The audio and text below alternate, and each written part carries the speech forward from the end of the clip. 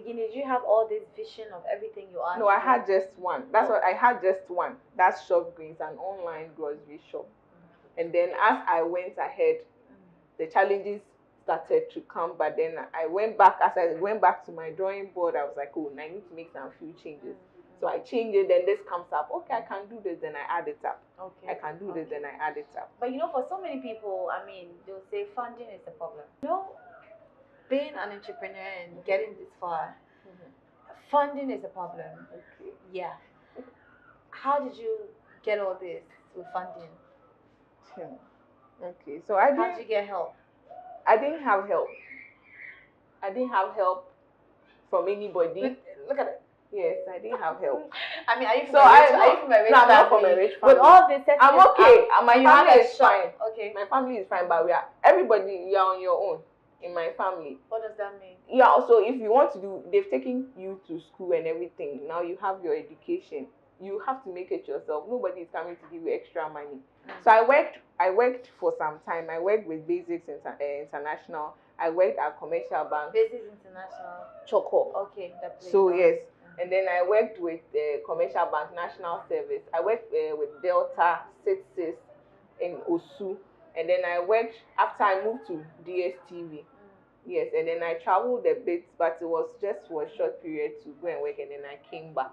So you're able to save some money to come and start your business? Yes, but it wasn't enough. But as I was saying, consistency. You keep making sales, you save. You keep making sales, you save. You have friends, you make friends who can maybe give you something to sell, and then you pay back. So you see, that was how we're doing it. No, it wasn't like I had some big money. I told you, I can go the whole day, do supply, then by the time I come, the fuel will chop the money. I don't have any profits. Or I'll hit some. I remember one day, Saturday, I made an order, like, I struggled. I made this order. When I was going, I hit the back of a taxi driver, and I had to use the money to fix the car. Can you imagine? So the whole day, I should have just stayed in the house, sleep, cry. So it's not easy. We've had a lot of challenges.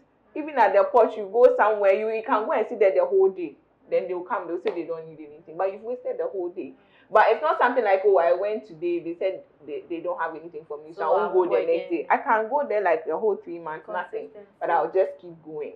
This one, we didn't even start with, we started with only shrimps and some few things. Here in the shop? Not in the shop, in my car. In your car? Yes.